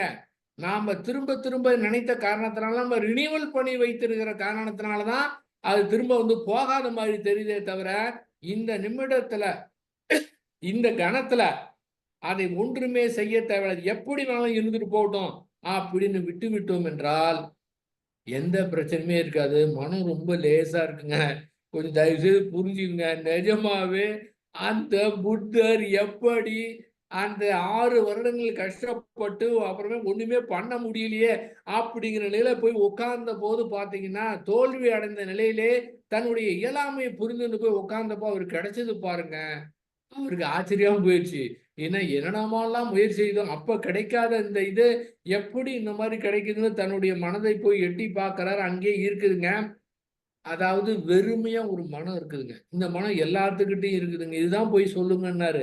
இந்த புரிதல் ஏற்பட்ட கணத்திலே நமக்கும் அந்த மாதிரி அதாவது அந்த மனம் வேற டைமென்ஷனுக்கு போயிருங்க. அந்த நேரத்திலே நம்முடைய மனதை பார்த்தோம்னா வெறுமையா இருக்கு, ஒண்ணுமே இருக்காதுங்க. வெறுமையா வெறுமையானா வேற மாதிரி கிடையாதுங்க. வெளியில எல்லாமே ஈடுபடலாம், எல்லா செயலும் செயல்படலாம், எல்லாத்துக்கும் நம்முடைய கடமை செய்யலாம், குடும்பத்துக்கு வேண்டிய கடமை செய்யலாம், எல்லாமே செய்யலாம். இங்கதான் வேதாத்திரி மகரிஷி வராரு. வேற யாருக்குமே நீங்க இதுக்காக எதையுமே துறக்க தேவையில்லைன்னு சொல்லுவாரு. குடும்பத்தை விட தேவையில்லை, ஆபீஸ் துறக்க தேவையில்லை, பிசினஸ் துறக்க தேவையில்லைம்பாரு. அது எல்லாம் வந்து நேரடியாக நடைமுறையாக வரக்கூடியது இந்த புரிதலின் காரணமாக ஏற்படுதுங்க. அங்க மனம் அப்படியே வெறுமையா இருக்குது. அப்ப வந்து எல்லாத்தையும் விட்டுடுங்க அப்படின்னா அவங்க கேக்குறாங்க, எல்லாத்தையும் விட சொல்றீங்களே, அதை எப்படி விடுறதுன்னு கேக்குறாரு. பாருங்களேன். இதெல்லாம் எதுக்கு சொல்றேன்னா, நம்முடைய மனதை வைத்து அதை கூர்ந்து வந்து பார்க்கணும். எப்படி விடுவது? நீங்க சொல்றது எல்லாமே புரியுதுங்க. ஆனா, மனதுல வந்து வரதை எப்படி விடுறது? அதாவது எதுக்கு சொல்றோம்னா, இது ஒரு வார்த்தைக்காக ஏன்னு கேட்டீங்கன்னா, எப்படி வார்த்தை இல்லாம எப்படி விளக்கம் குடுக்க முடியும்? அதுக்காக வந்த வார்த்தை விடுறதுன்னா, உங்களுக்கு அங்க வேலை கிடையாதுங்க. ஒவ்வொன்னும் சரி நீ போயிரு அப்படின்னு விடணும் ஒரு வேலையா? விடுறது வேலை கிடையாது. அங்க ஒண்ணுமே வேலை கிடையாது அப்படிங்கிறத புரிஞ்சுக்கணும். அப்புறம் நீங்க எது வந்தாலும் நீங்க வந்து ஏத்துக்கங்க. எப்படி வந்தாலும் சரி, எந்த மாரி உணர்வு வந்தாலும் சரி, எந்த விதமான அனுபவங்கள் வந்தாலும் சரி, நீங்க அப்படியே ஏத்துக்கங்க. ஏங்க, எப்படிங்க ஏத்துக்க முடியுது? என்னால ஏத்துக்க முடியலன்னு கேட்பாங்க. ஏத்துக்கன்னா அங்க ஒரு வேலையா? சரி நீ வாயா, சரி நீ இந்த மாரி ஒரு ஒரு துயரமான சம்பவம் வந்ததா? சரி நான் ஏத்துக்கிறேன். அப்படின்னு ஒவ்வொன்றா சொல்லிக்கிட்டு இருக்கிறதா? அந்த வேலை கூட கிடையாதுங்க. திரும்பவும் சொல்லக்கூடியது என்னென்றால், அந்த இடத்திலே மனதிலே வேலை இல்லை என்பது புரிந்து கொள்வதுதான். அடுத்தபடியாக எதா இருந்தாலும் ஓகே குடுத்துருங்க. ஓகே குடுத்துருங்க அப்படின்னா, ஒவ்வொன்னும் வர வர ஓகே வந்து சொல்லிக்கிட்டே இருக்கணுமா? அதுவும் கிடையாது. எதுக்காக சொல்றதுன்னா, மனதிலே நாம் செய்வதற்கு எதுவுமே கிடையாது என்று புரிந்து கொள்வதுதான். எதையுமே தேக்கி வைக்காதீங்க. எப்படிங்க தேக்கி வைக்காம இருக்கிறது? திரும்பவும் சொல்றது, மனதிலே நமக்கு அங்க வேலையே கிடையாது. அதாவது தேக்கி வைக்கிறது அப்படின்னா, எண்ணங்கள் வருகின்றன, உணர்வுகள் வருகின்றன, அனுபவங்கள் வருகின்றன. அது பிடித்ததாகவும் இருக்கலாம், பிடிக்காததாகவும் இருக்கலாம். மனதை பொறுத்தவரை, அகத்தை பொறுத்தவரை, உயர்ந்தது, தாழ்ந்தது, நல்லது, கெட்டது, இன்பமானது, துன்பமானது, கஷ்டமானது, மகிழ்ச்சியானது, துயரமானது அப்படிங்கிற உணர்வு எதுவுமே கிடையாது. அகத்தை பொறுத்தவரை எல்லா விதமான உணர்வுகளும் ஒரே விதமான உணர்வுகளா, தெய்வீகமான உணர்வா இருந்தாலும் சரி, பரவச நிலையான உணர்வு ஏற்பட்டாலும் சரி, நான் உலகத்துக்கே மாத்த போறேன். அந்த மாதிரி ஒரு நல்ல எண்ணம் இருக்குது. ரொம்ப நல்லது தானே! அப்படின்னு எண்ணம் வந்தாலும் சரி, இதெல்லாம் உயர்வா எடுத்துக்க தேவையில்லை. இதன் காரணமாக தன்னை பெரிய ஆளாக நினைத்துக் கொள்ள தேவையில்ல. அது வேணும்னா செய்யுங்க. முடிஞ்சத செய்யுங்க. இதே போல ஒரு தாறுமாறான எண்ணங்கள், நெகட்டிவ் தாட்ஸு இன்னும் வேற வேற மாரி அருவருக்கத்தக்க எண்ணங்கள் ஏற்பட்டதுன்னா, அதன் காரணமாக முடிவு பண்ணிறாதீங்க. நாம வந்து ஒரு மோசமான ஆளு அப்படின்னு தன்னை தாழ்வாக நினைத்துக் கொள்ள தேவையில்லை. அதே போல தெய்வீகமான உணர்வுகள், எண்ணங்கள் வந்தா தன்னை உயர்வாகவும் நினைத்துக்க தேவையில்லை. இந்த 2மே இல்லாத, இந்த 2யும் பிடித்து வைக்காம இருந்தா இப்ப என்ன ஆகும்? இந்த 2யும் பிடித்து வைக்காமல் இருந்தால் அது அத்தனையும் ஓடிவிடும். அப்ப பிடித்து வைக்காம இருக்கிறது என்ன பண்ணணும்னு கேட்டா, நீங்க ஒண்ணுமே செய்ய தேவையில்ல. மனதை பொறுத்தவரை நமக்கு அங்கு வேலையே கிடையாது என்று புரிந்து கொண்டு முடிவெடுக்கணும். அது மட்டும் அல்ல, அதாவது நாம் புரிந்து கொண்டு விட்டோம் என்பதையும் புரிந்து கொள்ளணும். இவ்வளவுதான் விஷயம். புரிஞ்சா மட்டும் பத்தாது. நாம் புரிந்து கொண்டு விட்டோம் என்பதையும் புரிந்து கொண்டாலே போதுமானது. அதன் காரணமாக எப்பவுமே குழப்பமே இல்லாம, எப்பவுமே சிக்கலே இல்லாம, என்ன வேணாலும் நடக்கட்டுங்க. அங்க அப்படியே இருக்குங்க. அங்க ஒண்ணுமே நடக்காது. அற்புதம் அழகா இருக்குங்க. அதுக்கப்புறம் அந்த புரிந்ததை புரிந்து கொண்டு விட்டோம் என்றால், அதன் பிறகு சாதாரண மனிதனுக்கு என்னென்ன வருமோ, என்ன பிரச்சனை வருமோ எல்லாமே வரும். ஆனா அரை கணத்திலே வந்து மோதிவிட்டு அந்த உணர்வை கொடுத்து விட்டு அது அப்படியே ஓடிவிடும். அந்த மாதிரி உணர்வுகளை நகர்ந்து செல்வதற்கு நாம் அனுமதி கொடுக்க வேண்டும். எப்படி அனுமதி கொடுப்பது? எப்படி அனுமதி கொடுப்பது என்றால், அங்கே நமக்கு செய்வதற்கு ஒன்றுமே இல்லை என்று புரிந்து கொண்டாலே போதுமானது. இந்த திறந்த மனது இல்லைன்னா என்ன ஆகும்? இந்த திறந்த மனதின் காரணமாக, அதாவது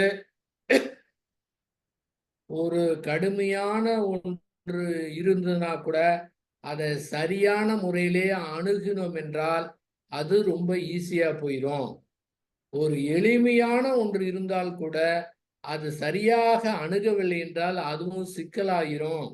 ஆனால் இந்த திறந்த மனதின் காரணமாகவே எல்லாமே ஈஸியா இருக்குது, எல்லாமே நகர்ந்து ஓடி விடுகின்றது, அத்தனையும் மறைந்து ஓடிக்கிட்டே இருக்குதுங்க.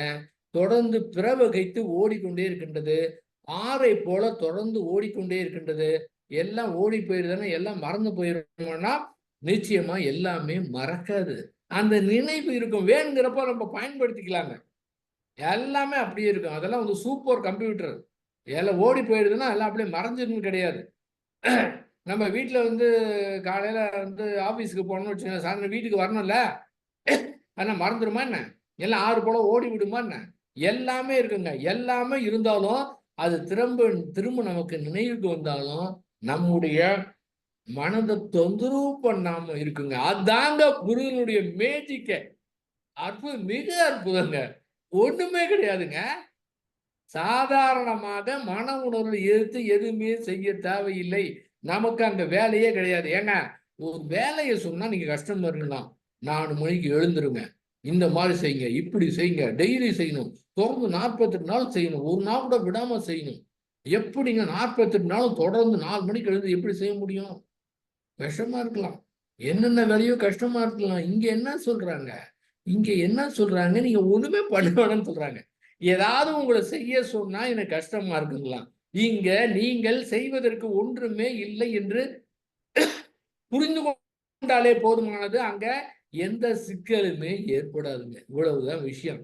இத வந்து நம்முடைய நடைமுறை வாழ்க்கையிலே பார்த்தோம் என்றால் எப்படி உதவுதுன்னு பார்த்தோம்னா, யாரா இருந்தாலும் சரி, அது கணவன் மனைவியாக இருக்கட்டும், அம்மா பையனா இருக்கட்டும், அம்மா பொண்ணா இருக்கட்டும், அப்பா பையனா இருக்கட்டும், அப்பா மகனா இருக்கட்டும், எந்த விதமான உறவு முறை இருந்தாலும் சரி, பேசும்போது, பழகும்போது, பல்வேறு வாழ்க்கை பிரச்சனையும் போது ஏதேனும் சொல்லிவிட்டார்கள் என்றால் அது மனதுக்கு ரொம்ப கஷ்டமாக இருக்கும். இந்த புரிதல் காரணமாக அந்த கஷ்டமான ஒரு உணர்வு, இது மாதிரி சொல்லிட்டாங்களே அப்படிங்கிற உணர்வு இருக்கு பாத்தீங்களா? இந்த புரிதல் ஏற்பட்டது விட்டது என்றால் அரை வினாடியிலே அந்த துயர உணர்வு ஏற்பட்டு ரொம்ப நேரம் நீடிக்காம அது ஓடிவிடும். இதாங்க பிரச்சனை. ரொம்ப பேரு, கிட்டத்தட்ட 99% பேரு கேட்கக்கூடிய கேள்வி என்னவென்றால், யாராவது எனக்கு துன்பம் கொடுத்துட்டா, யாராவது சொல்லிட்டா எனக்கு கஷ்டமா இருக்கே, இந்த கஷ்டத்தை எப்படி போக்குவது அப்படின்னு தான் கேட்குறாங்க. அந்த கஷ்டத்தை போக்குறதுக்கு நீங்க என்னெல்லாம் முயற்சி பண்ணாலும் அது போகவே போகாது. அந்த கஷ்டத்தை, அந்த துயரத்தை அப்படியே மனப்பூர்வமா ஏற்றுக்கொண்டால் என்ன நிகழ்கின்றது? அந்த துயரத்துக்கு எதிர்ப்பு எதுவும் கொடுக்காத காரணத்தினாலே ஓடி விடுகின்றது. ஒரு மகிழ்ச்சி ஏற்படும் போது அதை நாம் எதிர்ப்பது கிடையாது. அதனால மனது ரொம்ப நல்லா இருக்குது. ஆனா துயரம் ஏற்படும் போது மட்டும் என்ன ஆகுது? தன்னை அறியாமலே அந்த துயரத்திலிருந்து விடுபட வேண்டும் என்ற எண்ணம் ஏற்பட்டு விடுகின்றது. அந்த துயரம் ஏற்படும் போது அப்படியே ஏற்றுக்கொண்டோம் என்றால் என்ன நிகழ்கின்றது என்றால், அந்த ஏற்றுக்கொண்ட துயரம் எதிர்ப்பு இல்லாமல் ஓடிவிடுகின்றது. இந்த துயரத்திற்கு உயிர் நாடியே எதுவென்றால் இந்த எதிர்ப்பு தான். அந்த எதிர்ப்பு மட்டும் இருந்தா போதும், துயரம் நல்லா ஜாலியா அப்படியே வந்துகிட்டே இருக்கும். நான்லாம் 3 வருஷமா அந்த கஷ்டப்பட்டுருக்கிறேங்க, 4 வருஷமா தூங்கலைங்க, இதே மன பிரச்சனை சிக்கல் அப்படிங்கிறாங்க. இதுக்கெல்லாம் என்ன காரணம்? எதிர்த்த ஒரே ஒரு காரணத்தினால. திரும்பவும் சொல்றோம், நம்முடைய மன இயல்பு இருக்கின்றது, அதை எதிர்க்கவே முடியாது. அது சரி செய்யவே முடியாது. ஆறு போல ஓட விட்டா மட்டும்தான் அது சரி செய்ய முடியும். இப்ப அந்த எதிர்ப்பு இல்லாம இருக்கிற காரணத்துல அது ஓடி போயிருது. நம்முடைய மன இயக்கமே இயல்பாகவே அது எப்படி இருக்குதுன்னா, இயற்கையான அம்சத்திலே அதை ஏற்றுக்கொள்ளாம அது ஆறு போல ஓட விடுவதுதான் அதனுடைய இயற்கையான நிலையே. ஆனால் நாம தான் என்ன பண்றோம், அந்த எதிர்த்த ஒரே ஒரு காரணத்தினால அது தங்கி இருக்குது. அப்ப தேக்கம் அடைஞ்சா என்னாகும்? தண்ணி தேக்கம் அடைந்தால் சாக்கடையாக போய்விடும். அதே போல இந்த உணர்வுகள் தேக்கம் அடைந்து விட்டதென்றால் குழப்பமாகி அதை சரி பண்றேன்னு முயற்சி பண்ணி நாமே அதை மேலும் சிக்கலாயிடுறோம். இப்ப தேக்கம் இல்லாம ஆறு போல ஓடிடுச்சுன்னா அது ஓடி போயிடும். அது இருக்கவே இருக்காது. அது அற்புதமான ஒரு மனநிலையா இருக்குங்க. ஆனா இந்த சொல்றத வச்சுக்கிட்டு இந்த அற்புதமான மனநிலையை போய் அனுபவிக்கணும்னு எதிர்பார்த்து பண்ணினீங்கன்னா திரும்ப சிக்கல்ல மாட்டுறீங்க. ஏன் அப்படின்னா, நம்முடைய மனம் இப்படித்தான் இருக்கணும்னு அப்படிங்கிற எந்த கண்டிஷன் பண்ணவே கூடாதுங்க. எப்போது இந்த மனம் எனக்கு இப்படிதான் இருக்கணும்னு நம்ம கண்டிஷன் பண்றோமோ அங்கே எதிர்ப்பு வந்துருதுங்க. அப்ப எதிர்ப்பு வந்தா போராட்டம் ஏற்படுத்துறது. நாமே நம்முடைய மனதோடு போராடாம இருக்கணும். நம்மை நாமே ஏற்றுக்கொள்ளணும். என்ன நிறைகுறைகள் இருக்கின்றதோ அதை அப்படியே ஏத்துக்கணும். இவ்வளவுதான். இது பெரிய விஷயமா? ஏங்க, நம்மை நாமே ஏத்துக்கலைன்னா இன்னொரு ஆளுங்க எப்படிங்க ஏத்துக்க முடியும்? இந்த மாதிரி நடைமுறை வாழ்க்கையிலே எந்த பிரச்சனை இருந்தாலும் சரி, உலக மகா பிரச்சனையா இருந்தாலும் சரி, அதை பிடித்து வைக்காம இருந்தா அரை வினாடியில் ஓடி போயிரும். உலக மகா பிரச்சனையில தாங்க முடியாத கஷ்டத்துல ஒரு பேர் இருப்பாங்க. தயவு செய்து நீங்க புரிஞ்சுக்குங்க.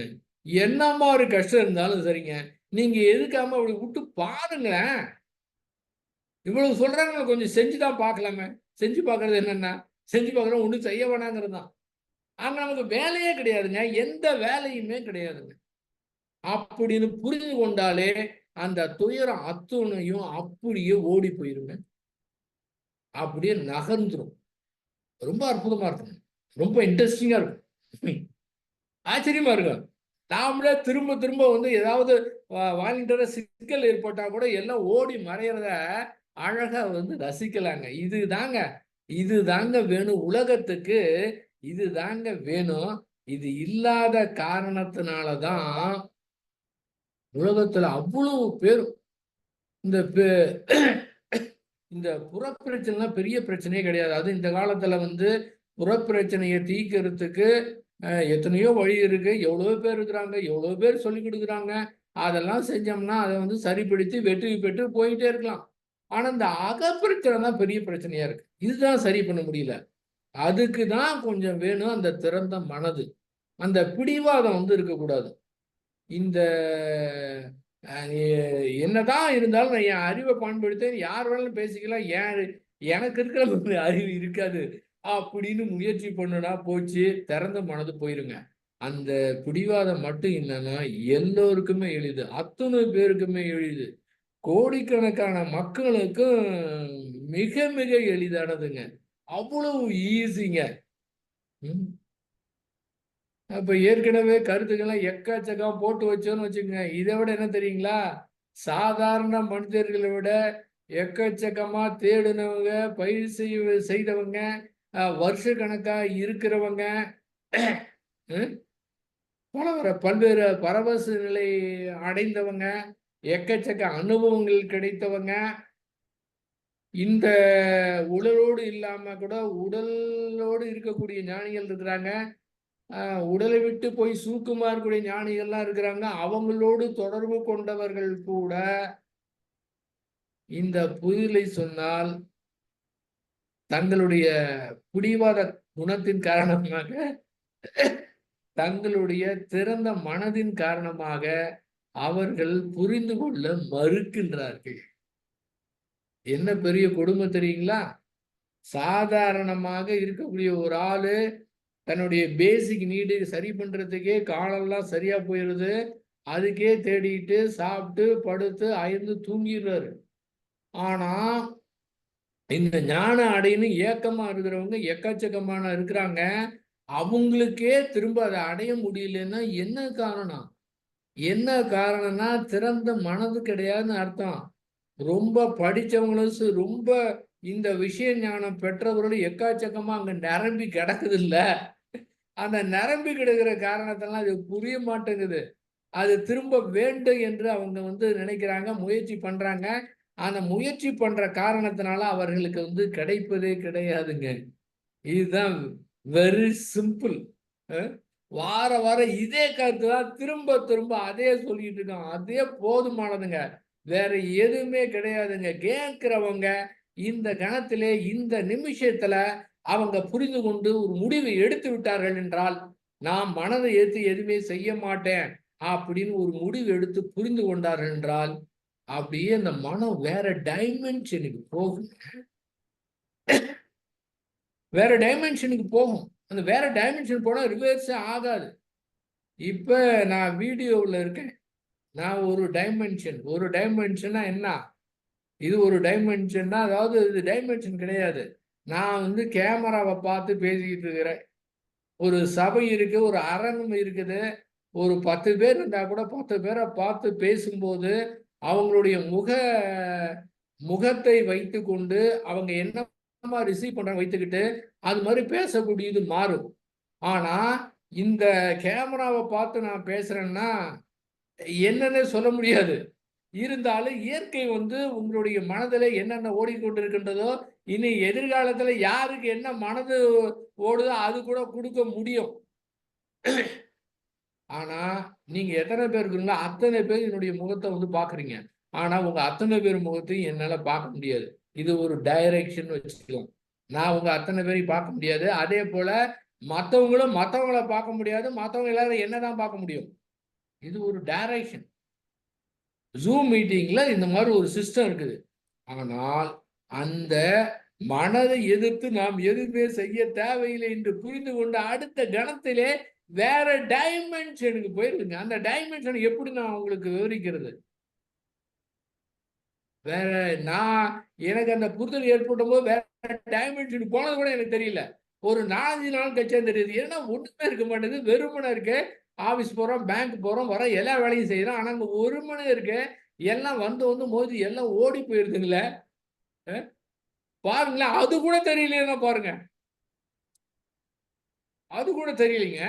இந்த புரிந்து கொண்டு விட்டோம் என்பதையும் புரிந்து கொண்டதுக்கு பிறகுதான் அது வேற டைமென்ஷன்ல இருக்குது. ஆக இந்த டைமென்ஷன்ல இருந்தா இப்படிதான் கஷ்டப்பட்டுக்கிட்டு இருப்போம். என்னத்த போங்க, நீங்க நல்லா தான் பேசுறீங்க. ஆனா தூங்கி இருந்தா காலையில இருந்தா என்னுடைய வாழ்க்கை பிரச்சனை அப்படி பெரிய பிரச்சனையா இருக்குதுங்க. இதுக்கு என்ன செய்ய சொல்றீங்க? சரிங்க, இருக்கட்டும். எத்தனை வித வேணும் பிரச்சனை வேணும் இருக்கட்டும். அகத்தை பொறுத்தவரை அந்த பிரச்சனைய சரி பண்றதுக்கு முயற்சி பண்ணாதீங்க.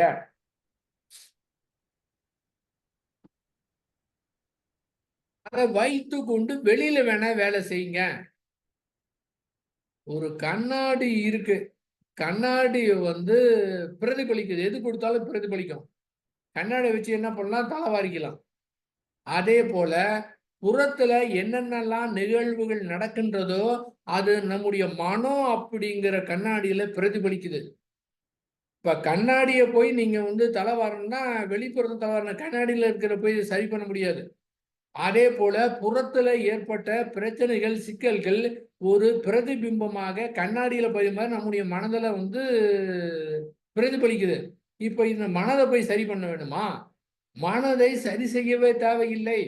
எப்படி வேண்டுமென்றால் கண்ணாடியை பயன்படுத்தி தன்னுடைய தலையை வாரிக்கொள்கின்றோமோ அதே போல இதை பயன்படுத்தி புறத்துல என்ன செய்யலாம் அந்த மாதிரி காரியங்கள் வேணா செய்யலாமே தவிர அந்த அகத்தை சரி செய்ய வேண்டிய முயற்சியில ஈடுபடவே கூடாது. எவ்வளவு சிறு முயற்சி எடுத்தாலும் சிக்கலை ஏற்படுத்தி விடும்.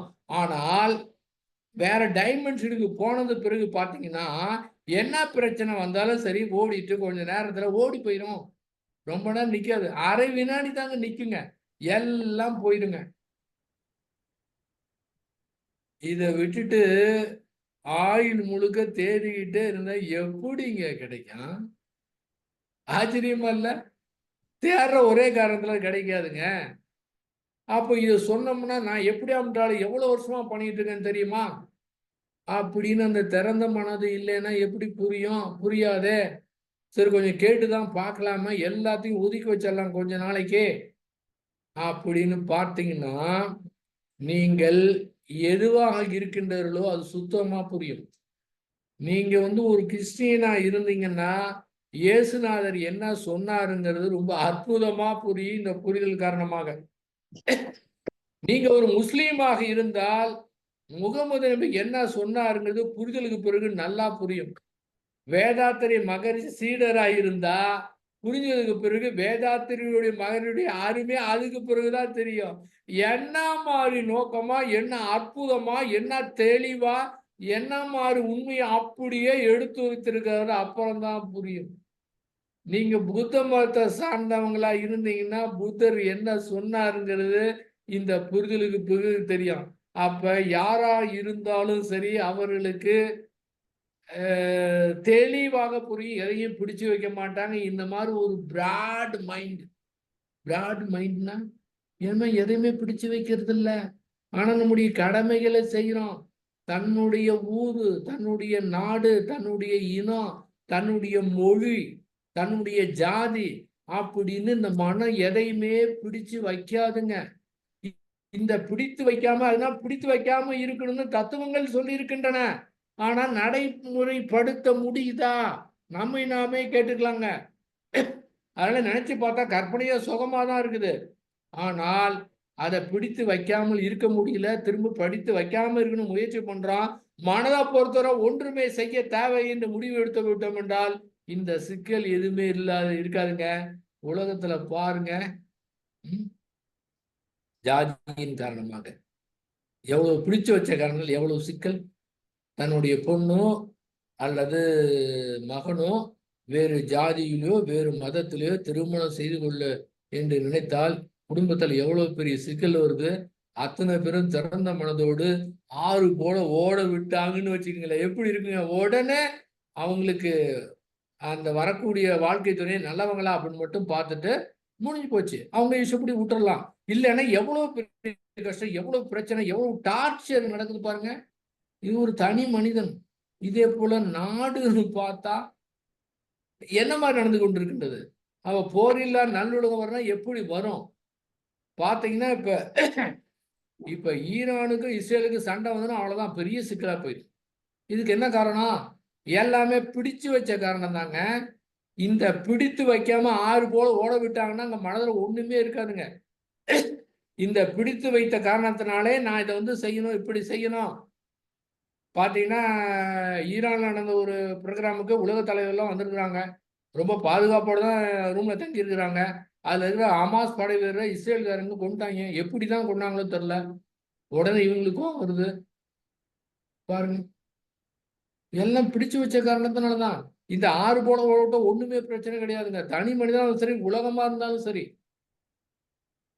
தன்னுடைய பாருங்க மனிதன் எப்படி பிடிச்சு வைக்கிறான் தெரியுங்களா? அதாவது ஒரு நபர் யார் வேணா இருக்காங்க. அது ஒரு ஞானியாக இருக்கலாம், ஒரு ஒரு கட்சியா இருக்கலாம், கட்சி தலைவரா இருக்கலாம். இவங்களை பர்டிகுலர் இண்டிவிஜுவலா நீங்க நினைத்து பார்த்து திரும்ப திரும்ப அவர்களை நினைத்து அவங்க சொல்றதை கேட்டே இருந்தீங்கன்னா இந்த மனம் என்ன பண்ணும்? அவங்கள உயர்வா நினைத்து பார்த்து பார்த்து பார்த்து என்னாவும் அவங்க சொல்றதெல்லாம் கரெக்ட், இவங்க செய்யறதெல்லாம் கரெக்ட்னு நினைக்க ஆரம்பிச்சிடும். இதுலதான் எல்லா மக்களும் சிக்கல்ல மாட்டிடுறாங்க. பிடிச்சு வைக்கலன்னு எல்லாம் ஆறு போல ஓடி போயிடும்.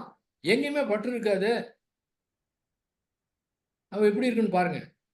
ஒரு மலை பிரதேசம்னு இறங்கிட்டு இருக்கீங்க. பார்த்தீங்கன்னா கிளையாக பாதை போயிட்டு இருக்குது. பக்கத்துல ஒரு மெயின் ரோடு இருக்கிறது தெரியுது. பல்வேறு பாதைகள் இருக்கு. எந்த பாதை போறன்னு தெரியல. நீங்க என்ன பண்றீங்க? ஒரு பாதை மூலமா கண்டுபிடிச்சு மெயின் ரோடுக்கு போயிட்டீங்க. மெயின் ரோட்டை அடைஞ்சிட்டீங்க. திரும்ப ஒருத்தர் ஃபோன் பண்றாரு, செல்போன் பண்றாரு. நான் இன்னொரு பாதையில போயிட்டு இருக்கேன், கொஞ்ச நேரத்தில் நான் நெருங்கிடுவேன், நீங்க வாங்கங்கிறாரு. நீங்க திரும்ப மெயின் ரோடு விட்டு திரும்ப அந்த பாதைக்கு போவீங்களா? ஏன்னா ஆல்ரெடி மெயின் ரோடு நீங்க அடைஞ்சிட்டீங்க. இது மாதிரி 40 விதமான பாதை இருக்கலாங்க. எல்லாம் அடையக்கூடிய இடம் ஒண்ணுதான். அப்ப நீங்க மெயின் ரோட்டை அடைஞ்சினா உங்க வேலை முடிஞ்சு போச்சுங்க. எந்தெந்த பாதை மெயின் ரோட்ல எந்த இடத்துல வந்து கனெக்ட் ஆகுதுனால தெரிஞ்சுக்கலாமே தவிர திரும்ப ஒவ்வொரு பாதையிலும் போய் எப்படி வருது அப்படிங்கிறது நம்ம வந்து கவனிக்கவே வந்து தேவையில்லைங்க. எதுவுமே தேவை. அந்த மாதிரி இந்த மாதிரி தெளிவு, இந்த புரிதல், இந்த முக்தி, இந்த விடுதலை, அப்ப அந்த மன எண்ணங்களுக்கு நாம வந்து ஒண்ணுமே செய்ய தேவையில்லை என்று முடிவு எடுத்து விட்டோம் என்றால், இப்போது அந்த மனதுக்கு விடுதலை கொடுத்து விட்டோம் என்றால், அந்த மனம் நமக்கு விடுதலை கொடுத்து விடும். இந்த எண்ணங்கள், பிரச்சனைகள், சிக்கல் இருந்து மனம் தானாகவே விடுதலையாவிடும். Very simple. நீங்க என்ன வேணாலும் பிரச்சனை எடுத்துங்க. உலகத்தா இருக்கட்டும், நாட்டுக்கா இருக்கட்டும், என்ன வேணாலும் எடுத்துக்கோங்க. எல்லாமே சரியா போயிருங்க. அப்ப போரில்லா நல்லுலகம் வரும்னா, இந்த மாதிரி தனி மனிதன் அந்த வெறுமையா ஃபீல் பண்ணாங்கன்னா, இதனுடைய வைப்ரேஷன் இவங்க செய்ய சொல்றேன். அந்த ஒருத்தர் வேணுங்கிறேன். அந்த ஒருத்தர்னால ஆயிரக்கணக்கான பேர் பலன் கிடைக்கும். அந்த இன்னொருத்தர் இது மாதிரி பார்த்தீங்கன்னா, எல்லாமே ஒரு பெரிய மாற்றத்தை ஏற்படுத்த முடியுங்க உலகத்துல. நிச்சயமா அது நடக்குங்க. அடுத்து போதை இல்லாத தமிழகம். இது பெரிய பிரச்சனை. என்ன காரணம்? அதுல அடிமையாகி நினைத்த மாத்திரத்திலே உடல்ல வந்து மூளையில எண்ணம் ஏற்பட்ட உடனே உடல்ல ரசாயன மாற்றம் தூண்டப்பட்டு வேணுங்கிற எண்ணம் வந்து ஏற்படுது. இதே பழக்கம் இருக்கிறவங்க கூட அந்த எண்ணம் ஏற்பட்ட உடனே அந்த எண்ணத்தை ஆதரிக்காம அந்த எண்ணத்துக்கு எதிர்ப்பு தெரிவிக்காம இருந்தாங்கன்னா அந்த உணர்வு அரை வினாடியில ஓடிடும். அந்த பழக்கத்துல இருந்து அவங்க வெளியில வந்துருவாங்க. ஏங்க அது வெளியில வர்றதுக்கு ஏதாவது நம்ம வர முடியுமானா கண்டிப்பா முடியும். எப்படி என்றால் ஒருத்தர் தண்ணி போட்டு பழகியிருக்காரு. திரும்ப தண்ணி போடுறது என்ன வருது? அவர் மட்டும் இந்த அற்புதமான ஒரு புரிதலை புரிந்து கொண்டார் என்றால், அந்த உணர்வு வந்த உடனே அவர் ஒண்ணுமே செய்யாம இருந்தா போதும். அரை மணி நேரத்துல மறைஞ்சிரும். இதற்கு அவரு ஒண்ணுமே செய்யாம இருக்கிறத விட்டுட்டு ஏதாவது ஒண்ணு செய்றார். என்ன செய்றாரு? ஆதரவு தெரிவிக்கிறார். என்ன ஆதரவு தெரிவிக்கிறார்? அந்த எண்ணம் வந்துச்சு, அந்த உணர்வு வந்துச்சு. அந்த உணர்வை மாற்றியமைக்க நாம் எதுவுமே செய்ய தேவையில்லை என்று அவரு புரிந்து கொண்டார் என்றால், அந்த உணர்வு அரை வினாடியில போயிடும். வேலை முடிஞ்சது. ஆனால் அந்த உணர்வுக்கு அவர் ஆதரவு கொடுத்தார் என்றால், திரும்ப அறிவுக்கு அறிவால அங்கீகாரம் கொடுத்தா தான் அது வரும். அந்த உணர்வு ஏற்பட்ட உடனே செயலா வராதுங்க. அறிவு மூலம் அங்கீகாரம் கொடுக்கிறார். என்ன கொடுக்கிறார்? அது மட்டும் சாப்பிட்டா உடல் முழுவதும் ரசாயனம் ஏற்பட்டு அப்படியே ஜாலியா அப்படியே மிதக்கலாம். ஆனா உடம்புக்கு கெடுதல் எல்லாரும் சொல்லி வச்சிருக்கிறாங்க. அதனால அதுவும் தப்பா தெரியுது. ஆகவே என்ன பண்றேன்? இன்னைக்கு ஒரே ஒரு நாளைக்கு மட்டும் தண்ணி போட்டுக்கிறேன் அப்படின்னு ஆதரவு தெரிவித்து விட்டார் என்றால், அந்த இடத்திலே அந்த அறிவு அங்கீகரித்தது என்றால் இது செயலுக்கு வரும். இப்ப அந்த உணர்வு வேற. இந்த அறிவை கொண்டு நான் அத சரி பண்ண மாட்டேன் அப்படின்னு அவர் அறிவை கொண்டு முடிவு பண்ணி, அறிவை கொண்டு சரியானதை மட்டும் தான் செய்வேன்னு முடிவு பண்ணாருன்னா, அவரை யாருமே தடுக்க முடியாது. அற்புதமா வாழ்க்கை நடத்தலாம். இவரு அந்த மது போதைக்கு அடிமையான அதாவது ஆதரவு தெரிவிச்சாலாம் இது நடந்ததா? எதிர்ப்பு தெரிவிச்சா என்ன ஆகும்? எதிர்ப்பு தெரிவித்தது என்றால், நிச்சயமா நான் தண்ணி போட மாட்டேன், முடிய மாட்டேன். இது இல்லாமல் பார்த்துக்குவேன். அது முடியவே முடியும். கண்டிப்பா நான் வந்து செய்யவே மாட்டேன். அப்படின்னு அதை எதிர்ப்பு தெரிவித்து எத்தனையோ பேர் இருக்கிறாங்க. நான் வந்து சிறப்பா நடந்து கொள்வேன் அப்படின்னு ஒரு எதிர்ப்பு தெரிவிச்சார்னா, அது அடக்கி வைக்கப்படுகின்றது. குறிப்பிட்ட நாட்களுக்கு பிறகு அடக்கி வச்சது பீறி எழுந்து கண்ணா பின்னான்னு தாறுமாறமா குடிக்க ஆரம்பிச்சு. எதிர்ப்பும் காட்ட தேவையில்லை, ஆதரவும் காட்ட தேவையில்லை. இந்த சாதாரண புரிதல் மட்டும் இருந்தா எத்தனையோ மக்கள் வெளியில வரலாம். எத்தனையோ இளைஞர்கள் வெளியே வரலாம். தமிழ்நாடே ரொம்ப நல்லா இருக்கும். இல்லைன்னா இந்த சமுதாயமே கெட்டு போயிடும். அதனால திரும்ப திரும்ப நாம வந்து அந்த கருத்தை வந்து நாம சொல்லிக்கிட்டே இருக்கணும்னா சொல்லணும்னா கூட பரவாயில்ல. நம்முடைய எண்ணத்தில் நினைப்போம். எங்கெல்லாம் போய் பரவட்டும். வேதாத்திரி மகரிஷி எப்படி அந்த உலகம் நல்லா இருக்குன்னு அமைதியா இருக்குன்னு எண்ணத்தை எப்போதும் நினைத்து கொண்டிருக்கிறாரோ அதே போல எண்ணத்தை நினைக்கலாம். நம்மளால என்ன செய்ய முடியும்? அது செய்யலாம். வேற யாரும் குறை செய்யறதுல வந்து அர்த்தமே கிடையாது. அப்ப அந்த முறையில இதை மட்டும் புரிந்து கொண்டால் போதுமானது. என்னவென்றால் நம்முடைய மன உணர்வுல எதுவுமே செய்ய தேவையில்லை. அது தானாக தோன்றியது, தானாகவே மறைந்துடும். அங்க வேலையே கிடையாது என்று புரிந்து கொண்டாலே போதுமானது. மிக சாதாரணமானது. அப்ப நமக்கு என்ன வேணுங்க? திறந்த மனது தாங்க வேணுங்க. உங்க வீட்டுக்கார்ட்டையே உங்க வீட்டுக்காரன் மட்டும் கோவிச்சுக்கிட்டீங்க, அது இல்லைன்னா வந்து மிஷினா? ஏன் வரதானே செய்யும். வந்துதா? அதை பிடிச்சுக்கணும், அப்படியே விட்டுருங்க. அரை வினாலே ஓடி போயிடும். சாதாரணமா பேசுங்க. நீங்க பிடிச்சு வச்சீங்கன்னா அது வந்து இருந்துகிட்டே இருக்கும். அதை பிடிச்சு வைக்கலன்னா ஓடிடும். நீங்க நடந்ததே தெரியாது. கோவிச்சுக்கிட்டது வார்த்தைகள்லாம் பிரயோகம்லாம் ஒண்ணுமே ஞாபகம் இருக்காது. இப்போ சர்வ சாதாரண பேசலாம். உங்க மனதில் ஒண்ணுமே கிடையாதுங்க. அது கணவன் மனைவியும் ஒரே யூனிட். இதெல்லாம் பெருசாவே எடுத்துக்கூடாது. இந்த தத்துவம் கூட தேவையில்லைங்க. அவங்களாம் ஒரே மாதிரி குடும்ப உறுப்பினர்கள் சொன்னா ஒரே மாதிரி எல்லாம் அக்கறையோடு ஒரு உரிமை எடுத்துக்கிட்டு சொல்றது. இதுக்கெல்லாம் பெருசா எடுத்துக்க கூடாது. ஆர்வம் ஓட விட்டுறணும். இதை வச்சா அப்புறம் வந்து பேசாம இருக்கிறது, 10 நாளைக்கு பேசாம இருக்கலாம் தேவையில்லாது. ஏன்னா 6 போல ஓடிச்சா நீங்களும் ஒரு ஒரு பொருட்டே இருக்குது. அடுத்து வந்து சர்வ சாதாரணமா நினைக்க ஆரம்பிச்சிருவீங்க. இது புரியலன்னா எவ்வளவு குடும்பத்துல, எவ்வளவு தனி மனிதன்ல எவ்வளவு பிரச்சனை பாருங்க. எந்த மாதிரி பிரச்சனைனாலும் இதுதாங்க, இந்த புரிதல் தான் முக்கியமானதுங்க. ஆக அந்த முறையில அந்த உண்மையான அன்பு, இது அன்பு செலுத்தணும் அப்படிங்கிறதுலாம் கற்பனைலாம் கிடையாது. உண்மையாகவே இயற்கையாகவே அந்த அன்பு ஊற்றெடுத்து அத்தனை அப்படியே, ஏன்னா எல்லாருடைய அடிமனதில் இருக்கக்கூடிய அன்பு தான். அது அடித்தளத்துல கனெக்ட் ஆயிருக்கு. இந்த கனெக்ஷன் கொடுத்தோம்னா அத்தனை பேருமே அது மாறிடுவாங்க. உலகம் எப்படி வேணா இருக்கலாம், எந்த மாதிரி வேணா இருக்கலாம். ஆனா நம்முடைய மனம் அற்புதமா இருக்குங்க. அங்க என்ன சலனமும் ஏற்படாது. எதுவுமே இருக்காது. அழகா வெறுமே ஜாலியா இன்பமா இருக்கலாங்க. அதுக்கு தாங்க நாம பிறந்தே இருக்கோம். வேதத்திருமாறு சொல்றதுன்னா, மனித பிறப்பினுடைய நோக்கமே இந்த பிரபஞ்ச ரகசியத்தை தெரிந்து கொண்டு அற்புதமாக வாழ்க்கையை நடத்துறது தாங்க. அதுக்குதாங்க வந்துட்டு ஏங்க இருக்கிற நாளே குறைவான நாள் இதுல போய் இதுக்கு சண்டை போட்டுக்கிட்டு இது தத்துவம் பேசியிருக்கிறாங்க. நடைமுறையில மறந்துருங்க. ஆனால் இந்த புரிதல் இருந்தால் நம்முடைய இயல்பை மாறி அற்புதமாக வாழ்க்கை நடத்தலாம். ஆகவே நாம அந்த மாதிரி நிலையிலிருந்து அந்த மாதிரி ஆற்றலை பரப்போம். நம்மளால என்ன முடியுமோ அதை வந்து செய்வோம். நிச்சயமா உலகத்துல நம்ம மாற்றத்தை ஏற்படுத்த போறோம். இதுல சந்தேகமே கிடையாதுங்க. வாய்ப்பு கொடுத்தவங்க அத்தனை பேருக்கும், என்னை பேச வைத்தவங்க அத்தனை பேருக்கும் நன்றி கூறி அமைகிறேன். வாழ்க வையகம், வாழ்க வையகம், வாழ்க வளமுடன். வாழ்க வளமுடன் ஐயா. ஐயாவோட யாரும் நீங்க உங்க கருத்துக்களை சொல்றதுனாலும் கேள்விகள் கேட்கறதுனாலும் கேட்கலாம். அன்மியூட் பண்ணிட்டு டேரக்டா நீங்க பேச ஆரம்பிக்கலாம் ஐயாட்ட. யாரும் கருத்துக்கள் சொல்றீங்களா?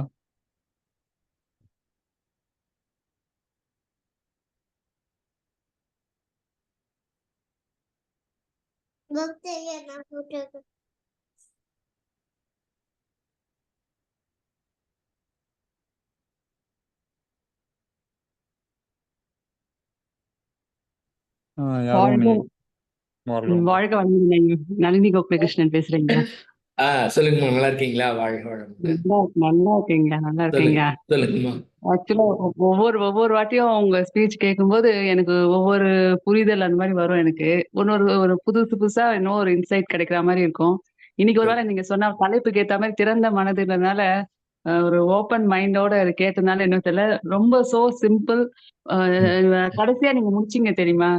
நம்ம சந்தோஷமா இருக்கணும், அவ்வளவுதான். அந்த சந்தோஷத்துக்கு என்ன பண்ணலாம், அவ்வளவுதான். எதை பத்தி ஜஸ்ட் அவுட் புற இதுல நம்ம என்ன வேலை பண்ணணுமோ அதுல மட்டும் கான்சென்ட்ரேட் பண்ணா போதும். மத்தபடி உள்ள வர்றது இல்ல மத்த ஒரு எடுத்துக்காது எல்லாமே நம்மளுடைய கையில தான். அதை வந்து நம்ம எதுவுமே கேர் பண்ண வேண்டாம்.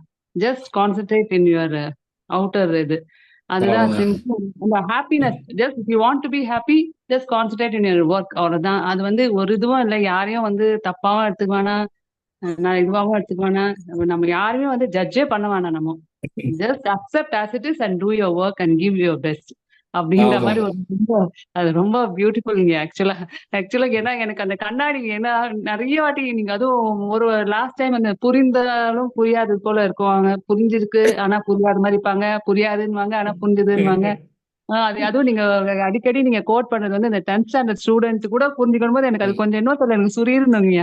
ஐயோ என்ன இது, நாம ரொம்ப அவ்வளவு மரமண்டையா இருக்குமா, மக்கா இருக்குமா, 10வது பையன் கூட புரிஞ்சுப்பாங்க, நீங்க புரிஞ்சிக்க மாட்டேங்கும் போது அது எனக்கு ரொம்பவே அது கொஞ்சம் இதுவா இருக்கும். ஐயோ நம்ம ரொம்ப, அதாவது நம்ம ஊறிட்டோங்க, அதனாலதான் எடுக்கிறதுக்கு கொஞ்சம் கஷ்டமா இருக்குன்னு நினைக்கிறேன். ரொம்ப இல்லைங்க ரொம்ப பியூட்டிஃபுல் தாட்டிங்க. அது இல்லாம நீங்க கடைசியா உங்க ஸ்டேட்டஸ்ல வந்து இந்த கண்ணாடி பத்தி போட்டிருந்தீங்க. சட்டுன்னு எனக்கு அதுதான் வந்து இன்னும் கிளாரிட்டியா இருந்த மாதிரி இருக்கலாம். கரெக்ட். இந்த அதுதான் கண்ணாடி நான் வச்சிருக்கீங்க சொன்னேன். தெரியுமா? அது ஏன்னா நெறைய சொல்லும்போது இன்னும் குழப்புற மாரியே இருக்கும். ஐயோ! நாம ரொம்ப எனக்கு ஆவனா இந்த ஒரு இன்ஃபீரியர் ஃபீல் வந்துருங்கயா. ஐயோ! மரமண்டையா இருக்கோமே, மக்கா இருக்கிறோம், ரொம்ப மக்கா இருக்கிறோம் அப்படின்ற மாரி எனக்கு ஒரு ஃபீல் இருக்குங்க. அதனால எனக்கு ஏதாவது சொல்லணும்னா கூட பயமா இருக்கும். இப்படியெல்லாம் சொன்னா கூட நீங்க புரிஞ்சுக்க மாட்டேன்றீங்களாம்மா? ஐயா வந்து ரொம்ப பொறுமையா தான் இருப்பாரு. அப்படின்ற மாரி எனக்கு ஒரு மனசுக்குள்ள இருக்குங்க. ஐயா எதோ சொன்னாலும் அவர் தாங்கிப்பாரு அவரு அப்படின்ற மாரியே ஒரு ஃபீல்ங்க. அதுல இந்த ஸ்டேட்டஸ் இந்த கண்ணாடி வந்து எனக்கு ரொம்ப அது வந்து சட்டுன்னு ஏதோ ஒரு வெரி கிளாரிட்டிங்க அது. நம்ம சரிங்க. பார்த்து நம்ம தலை வாரிக்கிறோம், நம்மள சரிப்படுத்திக்கலாம். ம். அந்த மாதிரி யூஸ் பண்ணிக்கலாம். நம்மள வந்து சரியா இருக்கமா, அழகுபடுத்திக்கலாம். மத்தபடி அத போய் நம்ம கரெக்ட் பண்ண போனா, அது அவ்வளோ அத விட முட்டாள்தனம் எதுவுமே கிடையாது. கரெக்ட். பியூட்டிஃபுல் தாட்டிங்க. பியூட்டிஃபுல் தாட்டிங்க. ரொம்ப நன்றிங்க. ரொம்ப நன்றிங்க. வாழ்க வளமுடன் ரொம்ப ஐயா. ரொம்ப நன்றிங்க. ரொம்ப நன்றிங்க. வாழ்க வளமுடன் ஐயா. அது இல்லாம இப்ப நீங்க வேற சொன்னீங்க இல்லைங்களா, 86 ஆகஸ்ட் 19ல தான் நீங்க வந்து தாவத்துக்கு போனீங்க. அதான் நாளைக்கு ஐயாவோட அப்பா கம்ப்ளீட் பண்ணிட்டாரு. கரெக்ட்டா ஆகஸ்ட் 19த் நாளைக்கோட முடியுது ஓ! இல்லைங்களா?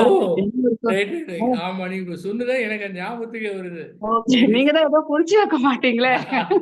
ஆனா அந்த தேதி ஆகஸ்ட் 19 நாளைக்கு அந்த தேதிங்க நான் மறந்துட்டேன். இப்ப நீங்க சொன்னது அ பிறகு எனக்கு ஏன்னா ஞாபகத்துக்கு வருது. நீங்க சொல்லும்போதே நாளைக்கு பார்த்து, ஐயோ! அப்பா ஒருவேள ஐயா வந்து இத நினைச்சு கூட இன்னைக்கு அத கோட் பண்ணியிருக்காரோ! அப்டின்ற மாரி என்ன அவர் தான் புடிச்சே வைக்க கூடாதுன்னு சொல்லியிருக்காரு. இத எப்படி அவர் பிடிச்சே வச்சுக்க மாட்டாரு? அப்படின்னு பியூட்டிஃபுல்ங்க ஆக்சுவலா. ரொம்ப நன்றிங்க. ரொம்ப நன்றிங்க. ம். ஆக்சுவலா எல்லாமே நடக்கிறதுக்கு கூட எனக்கு இது மட்டும் தான் அடிக்கடி எனக்கு ஒரு டவுட் வந்து எனக்கு எது ஒண்ணும் சரி. நடக்கணும்னாலும் ஒரு கர்மா இருக்கா? கர்மா இருக்கான்ற மட்டும் இப்போ அவ்ளோ ஒரு இதுவா கிளாரிட்டி வந்திருக்கு. பட் ஆனா ஒரு கேள்வி மட்டும் வரும். இந்த புரிதலுக்கு கூட நமக்கு ஒரு கர்மா ஒர்க் ஆகுதா? கர்மா ஒர்க் ஆகுதா? இல்ல, இல்லைங்கம்மா. கர்மா வந்து கிடையாதுங்கம்மா. அது மட்டும் இல்லைங்கம்மா. அதாவது ம். சேலத்துல வந்து ஐயா ஒவ்வொரு மாதம் ஞான முகாம் நடத்துறாரு. ஞான ம். முகாம் வந்து வெள்ளி, சனி, ஞாயிறு நடக்குங்க. ம். அதுக்கு என்ன பண்ணணும், வியாழன் சாயந்தரமே வந்துரணும். எல்லாம் வரத்துக்காக வெயிட் பண்ணி டின்னர் முடிச்சுட்டு, ம். வியாழன் நைட்டு 9 மணிக்கு ஸ்ரீ பகவத் ஐயா வந்து கிளாஸ் ஆரம்பிப்பாருங்க. அவர் என்ன ம். சொல்றாரு தெரியுங்களா? இப்போது கர்ம வினைங்கிற தலைப்புல நாம வந்து பேசப் போறோம். ஏன்னா, ம். ரொம்ப பேர் கர்ம வினை பத்தி ரொம்ப பேர் கேட்டுக்கிட்டு இருக்காங்க. அதனால நான் இத பத்தி பேசப் போறேன். ஆனா, இந்த டாபிக் அவுட் ஆஃப் சிலபஸ் அப்படிம்பாருங்க. ஏங்க ஏன்னா இத நம்ம உலகமே வந்து கர்ம வினையில இது பண்றாங்க. என்ன பரிகாரம் பண்ணலான்னு நான் கூட வந்து YouTubeல வந்து ஏதாவது ஒரு கருத்து போட்டேன்னு வச்சுக்கங்க, ரொம்ப பேர் பார்க்க மாட்டாங்க. ஆனா கர்ம வினைன்னு டாபிக் போட்டோம்னா 500, 600 பேர் பார்ப்பாங்க. ஏன்னா இல்லைங்க. அந்த அந்த எல்லாரும் வேர்ட் ரொம்ப மக்கள் அதுல ஜாஸ்தியா இருக்கிறாங்க. வருதுங்க. எப்படிங்க? ஏன்னா இப்போ யார பார்த்தாலும் இப்போ வைப்ன்னு இப்போ பேச ஆரம்பிச்சுட்டாங்கய்யா. அந்த மாரி இப்போ யார பார்த்தாலும் சின்ன குழந்தை கூட இப்போ வைப் சரியில்ல. இது வைப் நல்லா இல்ல. இந்த இடத்துல வைபே நல்லா இல்ல. அதனால வி வாண்ட் டூ கோன்னுதுங்க. அது மாரி இப்போ வந்து கர்மாவ இப்ப நெறைய பேர் பேச ஆரம்பிச்சாங்க. ஏதாவது சொன்னாங்க கர்மா இது. அது வந்து ரொம்ப ஒரு கேஷுவல் வேர்டா போயிடுச்சுங்க. அது. ஆமாங்கம்மா. பாருங்க, ஞான முகாம்ல கர்மாவ பத்தி அவுட் ஆஃப் சிலபஸ்னா பாருங்க. இன்னைக்கு நான் பேசுனேன்னா எல்லா சண்டையும் கேட்டுங்க. இத பத்தி இனிமே 3 நாள் எத பத்தி பேசக்கூடாது. முழுமையா நம்ம ஞானத்த பத்தி தான் பேசப் போறோம். அப்ப ம். கர்மாங்கிறது இருக்கு. ஆனா, ம். எல்லாம் நடந்து முடிந்து விட்டது இப்ப.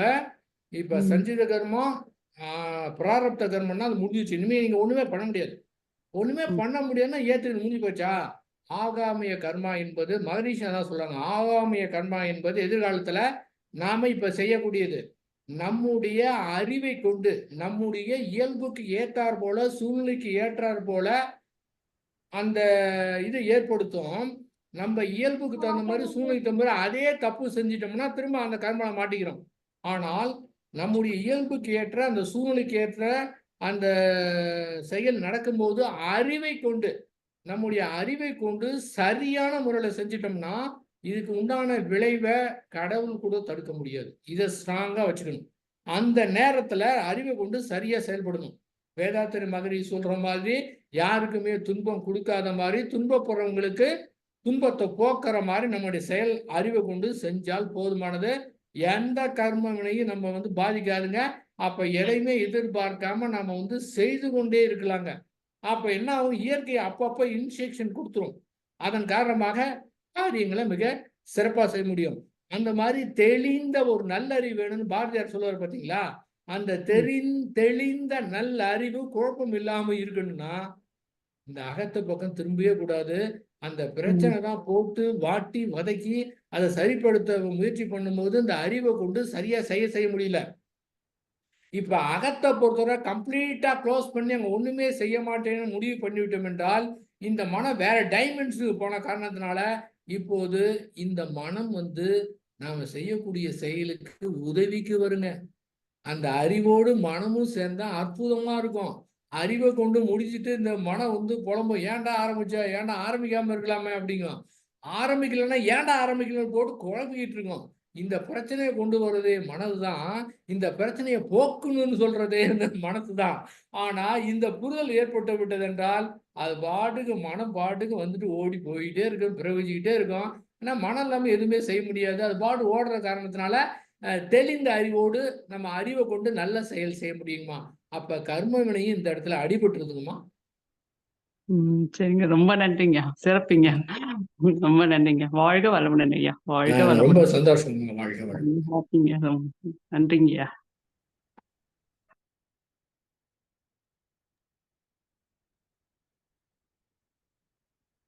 வேற யாரும் ஐயாட்ட பேசுறீங்களா? உங்க கருத்துக்கள் ஏதாவது ஷேர் பண்றாங்க, ஷேர் பண்ணலாம்.